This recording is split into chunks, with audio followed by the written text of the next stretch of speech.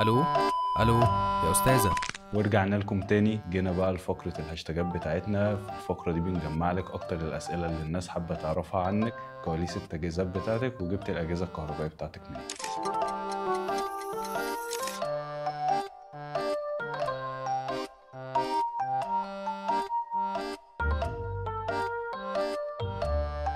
الو، مساء الخير. ممكن اعرف ايه عرض يوم الثلاث ده؟ يعني انا اقدر اطلب اي حاجه من على الويب سايت بالسعر ده؟ وطبعا الحاجات دي هتعوضوها في الشحن مجاني وكمان معاينه قبل الاستلام. طب انا ينفع اطلب دلوقتي؟ انا جبت حاجتي كلها من بره مصر، يعني معلش، يعني زي ما انت عارف انا ما بحبش الحاجات المنتشره في السوق هنا شويه، لان موضوع الكواليتي بيفرق معايا جدا، والبراندات اهم حاجه عندي. البراندات خصوصا بقى. بص، أنا معاك إن موضوع الكواليتي ده مهم جدا وهنتكلم عليه بعد كده، بس أنا بيبلغوني إن إحنا معانا مكالمة ولازم ناخدها لأن الشخص اتصل أكتر من مرة.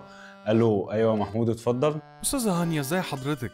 انا المندوب اللي وصلت لحضرتك الاوردر بتاعك من هايبر تكنو في عرض ال3 ساعات يا فندم. انا بحاول اتواصل مع حضرتك عشان الفاتوره الالكترونيه بتاعتك نسيتيها معايا يا فندم. الو.